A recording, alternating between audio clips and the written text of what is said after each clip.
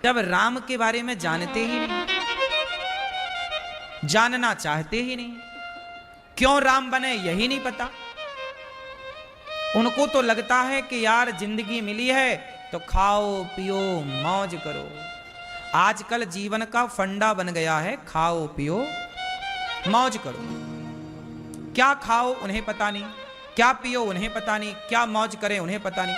खाओ का मतलब सब कुछ खाओ।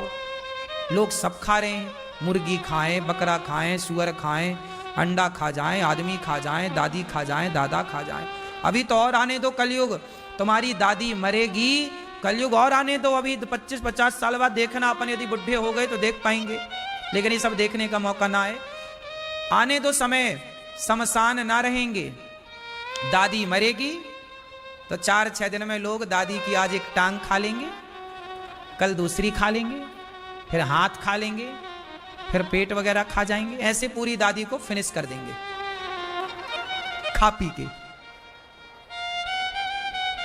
और कलयुग आने दो, सच बोल रहा हूं, शमशान नहीं रहेंगे। दादा मरेगा तुम्हारा, तुम सोचोगे अच्छा मर गया, 10 दिन का खाना बचा, उसी को पका के तुम ना खा जाओ तो कह देना। ये बहुत सारे देशों में आज भी मनुष्य का मांस खाना शुरू कर दिया लोगों ने।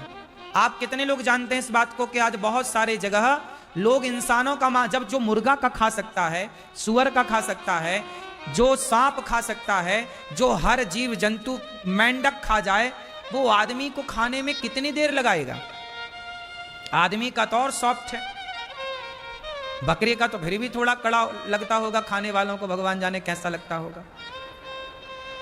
क्यों जी, जो आदमी सब खा रहा है, समझो ना, आज चाइना है सब खाता है, सांप खाए, मेंढक खाए, टिड्डी खाए, चने की इल्ली खा जाए। चने में नहीं इल्ली हो जाती है अपने यहां भारत में, चने इल्ली, इल्ली समझते हो, सब खाता है चाइना का आदमी। जब आदमी सब खा रहा है तो आदमी को खाने में और कितनी देर लगाएगा। सोचो हम किस समय की बात कर रहे हैं, आने वाले टाइम में। आदमी कहां जा रहा है। इसलिए कहता हूं अपनी इंसानियत ना भुलाओ। अच्छा एक बात बता दूं, एक बात बताऊं, उत्तर देना, प्रश्न पूछता हूं। आज कोई बकरा के मांस में पकाने वाला होटल का आदमी यदि बकरे के मांस में थोड़ा सा आदमी का मांस मिला दे तो खाने वाले को पता थोड़ी लगेगा कि ये बकरे के ही खा रहे हैं, कि मुर्गे के ही खा रहे हैं, कि आदमी का खा रहे हैं। पता लगेगा।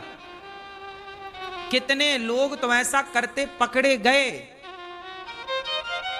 जैसे कुछ शेर होते हैं, शेर, वो शेर ना नरभक्षी हो जाते हैं। कुछ शेरों को आदत लग जाती है आदमी खाने की, एक आध बार किसी को खा गए तो शेर को ना लत लग, क्योंकि इंसान का मांस सबसे अच्छा है। शेर को तो रोज वो खाता है जंगल का, आदमी खाया तो उसे लगा यार तो बहुत बढ़िया है, कम मेहनत लगती है फाड़ने वाड़ने में, तो शेर बन जाता है नरभक्षी। कई बार जंगलों में शेर बन जाते हैं, सुना कि नहीं, नरभक्षी शेर सुना। ऐसे ही नरभक्षी नर बन गया है आज कई देशों में, तो लोग खा रहे हैं।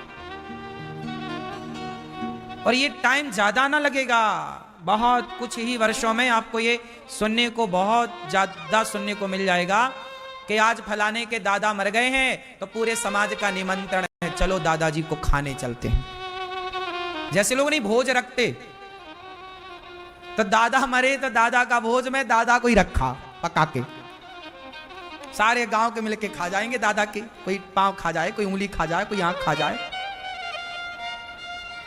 सही है कि नहीं।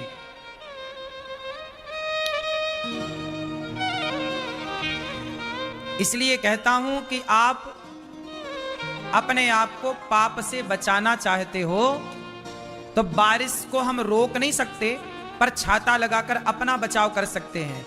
आज के कलयुग में हम पाप को रोक नहीं सकते, पर भक्ति का, ज्ञान का थोड़ा छाता लगाकर अपना बचाव कर सकते हैं। अपने को बचाओ बस। तुम ना उलझना पाप में, तुम ना मांसाहार की ओर जाना, तुम मनुष्य से दानव ना बनना, तुम मानव से देवता बनने का प्रयास करना। इतनी सी बात। क्योंकि लोग आज मनुष्य से देवता नहीं, दैत्य बनने के रास्ते पर चल पड़े। सही है कि गलत? भगवान ने पूतना मौसी का उद्धार कर दिया, दूध पिया, जहर पिया, प्राण पी गए। पूतना को मार दिया भगवान ने, क्योंकि पापनी है, तार दिया। करवट बदले शकटासुर आया, भगवान ने शकटासुर को मार गिराया। फिर तृणावर्त आया, बवंडर के रूप में भगवान ने तृणावर्त को भी फिनिश किया, मार दिया। अब भगवान का नामकरण संस्कार हुआ। हमारे सनातन धर्म में कितने संस्कार हैं? बोलो। हमारे यहां 16 संस्कार हैं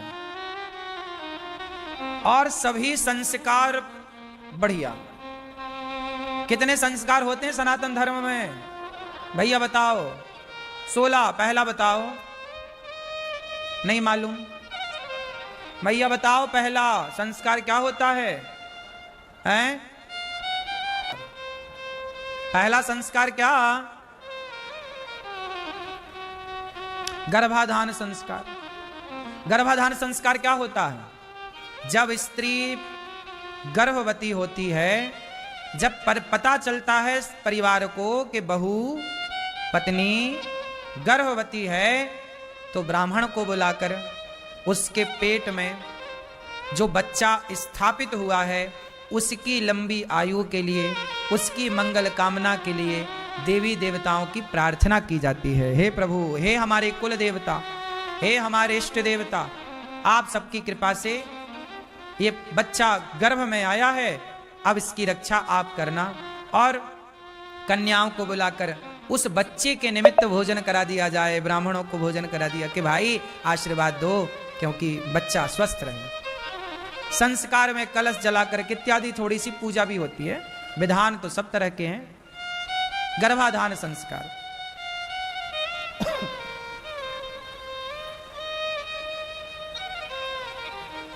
संस्कार है पुंसवन संस्कार। जब बच्चा 3 महीने का होता है तो हमारे मनीषियों के द्वारा, विद्वानों के द्वारा पुंसवन संस्कार कराया जाता है, ताकि बच्चे के भीतर संस्कार प्रकट हों और उसके माता पिता को अच्छी बातें सुनाई जाती हैं। क्योंकि माँ बाप जैसे आचरण वाले होते हैं, उनके आचरण का प्रभाव बच्चे में पड़ता है। तो माँ बाप को बढ़िया सी कथा, बढ़िया सा मार्ग बताया जाता है कि अब से इन नियमों का पालन करना, ताकि आपके आचरण का प्रभाव बच्चे पर पड़े, अच्छे या बुरे। सीमंतोन्नयन संस्कार भी होता है। तीसरा, इसका मुख्य उद्देश्य है कि गर्भिणी स्त्री के मन प्रसन्न रखने के लिए सौभाग्यवती स्त्रियों, सारी सौभाग्यवती स्त्रियां आती हैं और उस गर्भवती नारी की मांग भरती हैं, ताकि तुम्हारा सुहाग और तुम क्योंकि जब स्त्री मां बनती है ना, तो स्त्री मां तो बनती है पर स्त्री पर भी खतरा मंडराने लग जाता है। पैदा करने में स्त्रियों की मृत्यु हो जाती है। तो सौभाग्यवती नारियों को बुलाकर उन नारियों से उसकी मांग भरवाई जाती है और मंगल कामना कराई जाती है कि इसका जच्चा बच्चा तुम दोनों सदा स्वस्थ और सुखी रहें। ये सीमंतोन्नयन संस्कार है। फिर होता है जात कर्म संस्कार। जात कर्म संस्कार होता है जब बच्चा पैदा होता है। अभी ये सारे संस्कार तब के हैं जब बच्चा पेट में है, अभी बाहर नहीं आया। अब बाहर आया तो पैदा होते ही पहला संस्कार जात कर्म। जात कर्म का क्या काम है? नालत छेदन, मां से बच्चे का जो जुड़ा रहता है नाल, नरा, उसे काटना। क्या होता है उसे? वो काटना भी एक संस्कार है। साथ ही बच्चे को नहलाना, नहला के मां का दूध पिलाकर उसे भगवान के चरणों में समर्पित करना कि प्रभु ये आपका दिया प्रसाद है। ये है जात कर्म संस्कार। फिर आता है नामकरण संस्कार। नामकरण में बच्चे का नाम रखा जाता है कि आज से बच्चे का ये नाम, जन्म का नक्षत्र, जन्म का समय निकालकर राशि क्या कहती है, कौन सा चरण आया। 27 नक्षत्र होते हैं और प्रत्येक नक्षत्र के 4 चरण होते हैं। कितने चरण होते हैं? इसलिए हमारे यहां माला में 108 मोती होते हैं। माला में 108 मोती ही क्यों? क्योंकि नक्षत्र 27 और चरण 4, तो क्या हुआ? 27 चौके कितना हुआ? तो आप देख लो, इसलिए हमारे यहां नामकरण जब होता है बच्चे का तो पूरा विधान होता है। फिर क्या होता है? निष्क्रमण संस्कार। निष्क्रमण मतलब बच्चा जन्म लेने के कुछ दिन तक मां घर से नहीं निकलती ना, फिर निकलती है तो उसे निष्क्रमण संस्कार कहते हैं। कहां जाती है निकलकर? अपने ग्राम देवताओं के प्रणाम। हमारे यहां ग्राम देवता भी होते हैं, स्थान देवता, ग्राम देवता और कुल देवता। कितने लोग इस बात को समझते हैं? कुल देवता कितने लोग जानते हैं? कुल देवता सबके होते हैं। ग्राम देवता कौन जानता है? हमारे गांव के देवी देवता। मतलब कोई भी गांव में त्योहार हो, कोई भी बहू के ब्याह हो, बच्चा हो, तो लोग गांव में एक ऐसा स्थान होता है कि लोग वहां जाके माथा टिकवाते हैं। शहरों में भी कोई एक विशेष होता है कि ये उसे ग्राम देवता बोला जाता है। ग्राम देवताभ्यो नमः। बात सही है? तो ये ग्राम देवताओं को आशीर्वाद, ग्राम देवताओं का आशीर्वाद लेने निकलती हैं, उसे निष्क्रमण संस्कार कहते हैं। जब बच्चा 6 महीने का होता है तब बच्चे का अन्नप्राश संस्कार होता है। अन्नप्राश मतलब बच्चे को 6 महीने में खीर चटाई जाती है। आज से बच्चा खाने लगेगा, अभी तक मां के दूध पर निर्भर था। ये संस्कार 6 महीने बाद होता। आज डॉक्टर आज बता पाए कि 6 महीने तक मां का दूध ही संपूर्ण आहार है। हमारे ऋषि मुनि पहले ही जानते थे 6 महीने तक दूध पिलाओ, 6 महीने के बाद अन्नप्राश संस्कार होगा, जिसे खीर चटाना बोलते हैं। फिर चूड़ा कर्म संस्कार होता है। चूड़ा कर्म संस्कार में क्या होता है? इसमें बच्चे का मुंडन होता है।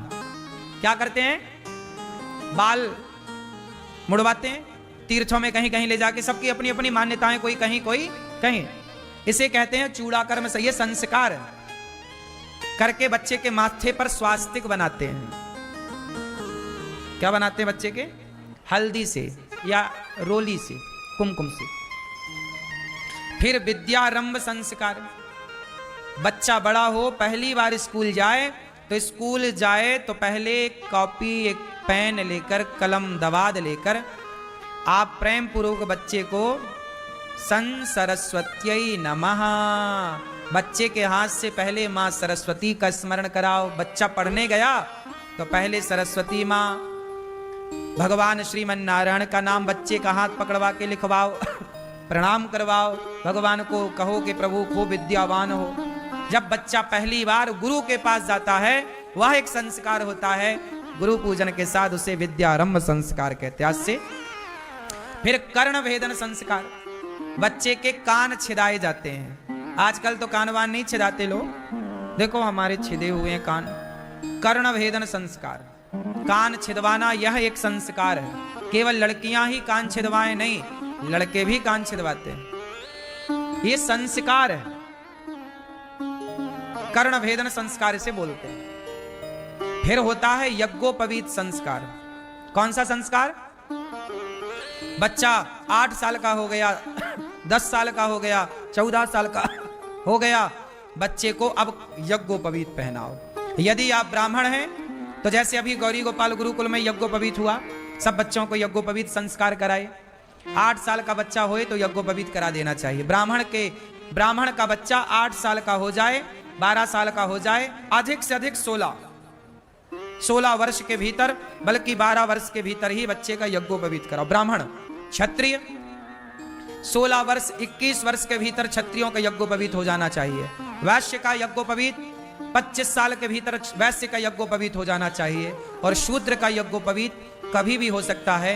वो अपने गले में जनेऊ को कंठी की तरह बना करके गले में, जैसे कंठी तुलसी की माला नहीं पहनते, ऐसे जनेऊ में एक तुलसी का दाना डाल के सदा के लिए वो अपने गले में जनेऊ पहने। चारों वर्णों को जनेऊ पहनने का विधान है। जनेऊ मतलब यज्ञोपवीत।